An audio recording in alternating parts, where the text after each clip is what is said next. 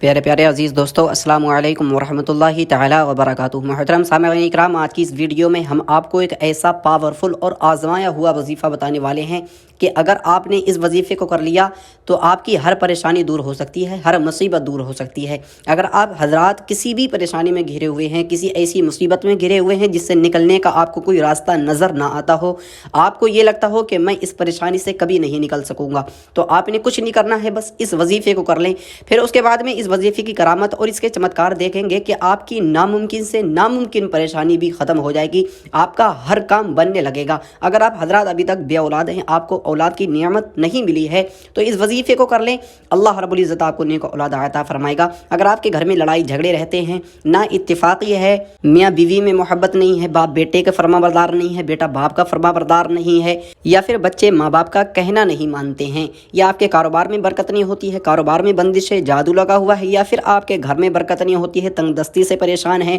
آپ حضرات کو کام نہیں مل رہا ہے، آپ کے گھر میں آپ کے بچے بیمار رہتے ہیں، آپ کے بچوں کو نظر لگ جاتی ہے، کبھی آپ کے بچوں کو آسمانی نظر لگ جاتی ہے، تو کبھی زمینی نظر لگ جاتی ہے، تو کبھی کسی بندے کی نظر لگ جاتی ہے، آپ کے بچے بے روزگار ہیں، کام کی تلاش میں ہیں لیکن کام نہیں مل رہا ہے، جس کام کو شروع کرتے ہیں اس کام میں نقصان ہو جاتا ہے، یہاں تک کہ دنیا کی کسی بھی پریشانی میں آپ حضرات گھرے ہوئے ہوں، کسی بھی مقصد کے لیے آپ حضرات اس وظیفے کو کریں گے، اللہ رب العزت آپ کو آپ کے مقصد میں کامیابی عطا فرمائے گا، کیونکہ قرآن مقدس کی ایک ایسی پاورفل اور ببرکت صورت سنانے والے ہیں جس کو آپ حضرات نے صرف ایک مرتبہ سننا ہے، اور سننے کے بعد میں اپنے مقصد کے لیے رب کی بارگاہ میں دعا کر دینی ہے، اپنی پریشانی کو دور کرنے کے لیے رب کی بارگاہ میں دعا کر دینی ہے۔ اللہ رب العزت اس صورت کی برکت سے آپ کے مقصد میں کامیابی عطا فرمائے گا، آپ کی پریشانی دور ہو جائے گی، کیونکہ قرآن مقدس ایک ایسی بابرکت کتاب ہے جس میں ہر پریشانی کا حل ہے اور ہر بیماری کے لیے شفا موجود رکھی ہے اللہ رب العزت نے ہمارے اور آپ کے لیے۔ تو ایک سچے مسلمان کا یہ عقیدہ ہونا چاہیے کہ دنیا کی کوئی بھی پریشانی آ جائے، ہم قرآن مقدس کی تلاوت کر لیں، پڑھنا نہیں آتا ہے تو صرف سن لیں،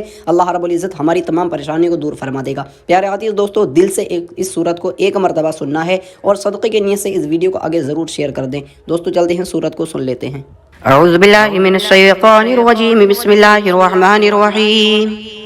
الذين كفروا وصدوا عن سبيل الله أضل أعمالهم والذين آمنوا وعملوا الصالحات وآمنوا بما نزل على محمد وهو الحق من ربهم كفر عنهم سيئاتهم وأصلح بالهم ذلك بأن الذين كفروا اتبعوا الباطل وأن الذين آمنوا اتبعوا الحق من ربهم كذلك يضرب الله للناس أمثالهم فإذا لقيتم الذين كفروا فضرب الرقاب حتى إذا أثخنتموهم فشدوا الوثاق فإما منا بعد وإما فداء حتى تضع الحرب أوزارها ذلك ولو يشاء الله لانتصر منهم ولكن ليبلو بعضكم ببعض والذين قتلوا في سبيل الله فلن يضل أعمالهم سيهديهم ويصلح بالهم ويدخلهم الجنة عرفها لهم يا أيها الذين آمنوا إن تنصروا الله ينصركم ويثبت أقدامكم والذين كفروا فتعسا لهم وأضل أعمالهم ذلك بأنهم كرهوا ما أنزل الله فأحبط أعمالهم أفلم يسيروا في الأرض فينظروا كيف كان عاقبة الذين من قبلهم دمر الله عليهم وللكافرين أمثالها ذلك بأن الله مولى الذين آمنوا وأن الكافرين لا مولى لهم إن الله يدخل الذين آمنوا وعملوا الصالحات جنات تجري من تحتها الأنهار والذين كفروا يتمتعون ويأكلون كما تأكل الأنعام والنار مثوى لهم وكأي من قرية هي أشد قوة من قريتك التي أخرجتك أهلكناهم فلا ناصر لهم أفمن كان على بينة من ربه كمن زين له سوء عمله واتبعوا أهواءهم. مثل الجنة التي وعد المتقون فيها أنهار من ماء غير آسن وأنهار من لبن لم يتغير طعمه وأنهار من خمر لذة للشاربين وأنهار من عسل مصفى ولهم فيها من كل الثمرات ومغفرة من ربهم كمن هو خالد في النار وسقوا ماء حميما فقطع أمعاءهم. ومنهم من يستمع إليك حتى إذا خرجوا من عندك قالوا للذين أوتوا العلم ماذا قال آنفا أولئك الذين تبع الله على قلوبهم واتبعوا أهواءهم. فالذين اهتدوا زادهم هدى وآتاهم تقواهم فهل ينظرون إلا الساعة أن تأتيهم بغتة فقد جاء أشراطها فأنى لهم إذا جاءتهم ذكراهم فاعلم أنه لا إله إلا الله واستغفر لذنبك وللمؤمنين والمؤمنات والله يعلم متقلبكم ومثواكم. ويقول الذين آمنوا لولا نزلت سورة فإذا أنزلت سورة محكمة وذكر فيها القتال رأيت الذين في قلوبهم مرض ينظرون إليك نظر المغشي عليه من الموت فأولى لهم طاعة وقول معروف فإذا عزم الأمر فلو صدقوا الله لكان خيرا لهم. فهل عسيتم إن توليتم أن تفسدوا في الأرض وتقطعوا أرحامكم أولئك الذين لعنهم الله فأصمهم وأعمى أبصارهم أفلا يتدبرون القرآن أم على قلوب أقفالها إن الذين ارتدوا على أدبارهم من بعد ما تبين لهم الهدى الشيطان سول لهم وأملى لهم ذلك بأنهم قالوا للذين كرهوا ما نزل الله سنطيعكم في بعض الأمر والله يعلم إسرارهم فكيف إذا توفتهم الملائكة يضربون وجوههم وأدبارهم ذلك بأنهم اتبعوا ما أسخط الله وكرهوا رضوانه فأحبط أعمالهم. أم حسب الذين في قلوبهم مرض أن لن يخرج الله أضغانهم ولو نشاء لأريناكهم فلعرفتهم بسيماهم ولتعرفنهم في لحن القول والله يعلم أعمالكم ولنبلونكم حتى نعلم المجاهدين منكم والصابرين ونبلو أخباركم. إن الذين كفروا وصدوا عن سبيل الله وشاقوا الرسول من بعد ما تبين لهم الهدى لن يضروا الله شيئا وسيحبط أعمالهم. يا أيها الذين آمنوا أطيعوا الله وأطيعوا الرسول ولا تبطلوا أعمالكم. إن الذين كفروا وصدوا عن سبيل الله ثم ماتوا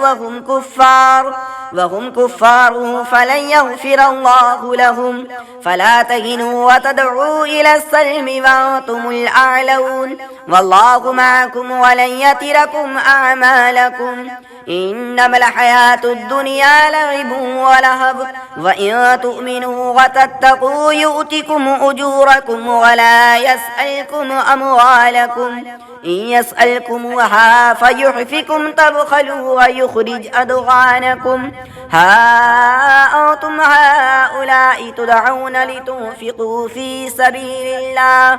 فمنكم من يبخل ومن يبخل فإنما يبخل عن نفسه والله الغني وأنتم الفقراء وإن تتولوا يستبدل قوما غيركم ثم لا يكونوا أمثالكم صدق الله العلي العظيم. أعوذ بالله من الشيطان الرجيم. بسم الله الرحمن الرحيم. الذين كفروا وصدوا عن سبيل الله أضل أعمالهم والذين آمنوا وعملوا الصالحات وآمنوا بما نزل على محمد وهو الحق من ربهم كفر عنهم سيئاتهم وأصلح بالهم ذلك بأن الذين كفروا اتبعوا الباطل وأن الذين آمنوا اتبعوا الحق من ربهم كذلك يضرب الله للناس أمثالهم فإذا لقيتم الذين كفروا فضرب الرقاب حتى إذا أثخنتموهم فشدوا الوثاق فإما منا بعد وإما فداء حتى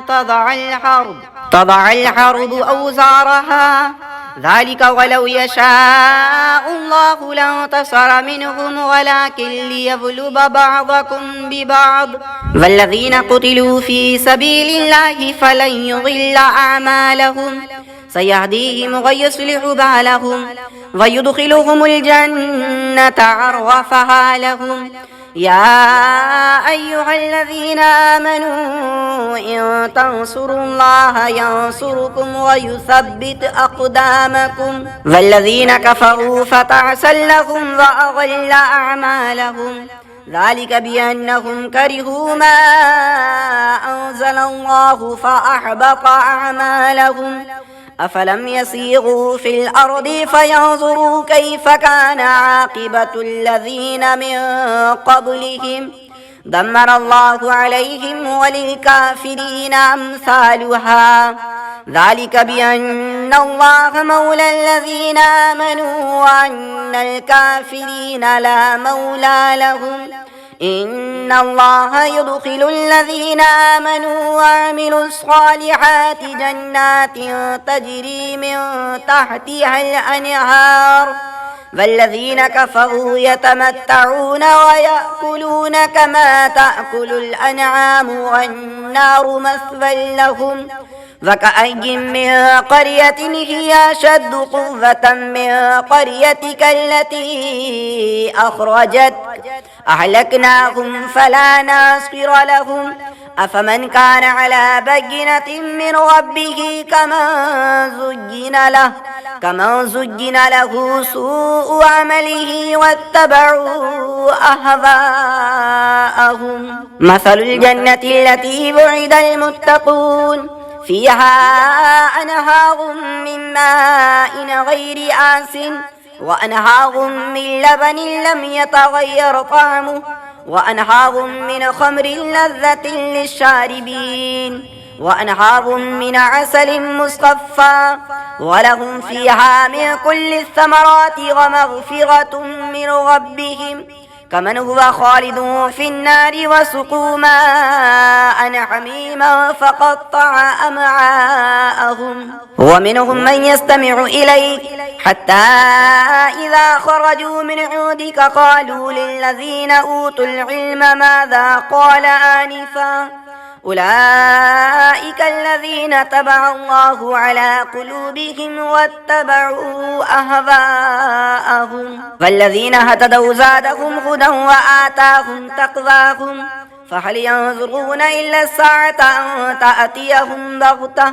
فقد جاء أشراطها فأنى لهم إذا جاءتهم ذكراهم فاعلم أنه لا إله إلا الله واستغفر لذنبك وللمؤمنين والمؤمنات والله يعلم متقلبكم ومثواكم ويقول الذين آمنوا لولا نزلت سورة فإذا أنزلت سورة محكمة وذكر فيها القتال رأيت الذين في قلوبهم مرض ينظرون إليك نظر المغشي عليه من الموت فأولى لهم طاعة وقول معروف فإذا عزم الأمر فلو صدقوا الله لكان خيرا لهم فهل عسيتم إن توليتم أن تفسدوا في الأرض وتقطعوا أرحامكم أولئك الذين لعنهم الله فأصمهم وأعمى أبصارهم أفلا يتدبرون القرآن أم على قلوب أقفالها إن الذين ارتدوا على أدبارهم من بعد ما تبين لهم الهدى الشيطان سول لهم وأملى لهم ذلك بأنهم قالوا للذين كرهوا ما نزل الله سنطيعكم في بعض الأمر والله يعلم إسرارهم فكيف إذا توفتهم الملائكة يضربون وجوههم وأدبارهم ذلك بأنهم اتبعوا ما أسخط الله وكرهوا رضوانه فأحبط أعمالهم أم حسب الذين في قلوبهم مرض أن لن يخرج الله أضغانهم ولو نشاء لأريناكهم فلعرفتهم بسيماهم ولتعرفنهم في لحن القول والله يعلم أعمالكم ولنبلونكم حتى نعلم المجاهدين منكم والصابرين ونبلو أخباركم إن الذين كفروا وصدوا عن سبيل الله وشاقوا الرسول من بعد ما تبين لهم الهدى لن يضروا الله شيئا وسيحبط أعمالهم يا أيها الذين آمنوا أطيعوا الله وأطيعوا الرسول ولا تبطلوا أعمالكم إن الذين كفروا وصدوا عن سبيل الله ثم ماتوا وهم كفار فلن يغفر الله لهم فلا تهنوا وتدعوا إلى السلم وأنتم الأعلون والله معكم ولن يتركم أعمالكم إنما الحياة الدنيا لعب ولهب وإن تؤمنوا وتتقوا يؤتكم أجوركم ولا يسألكم أموالكم إن يسألكموها فيحفكم تبخلوا ويخرج أضغانكم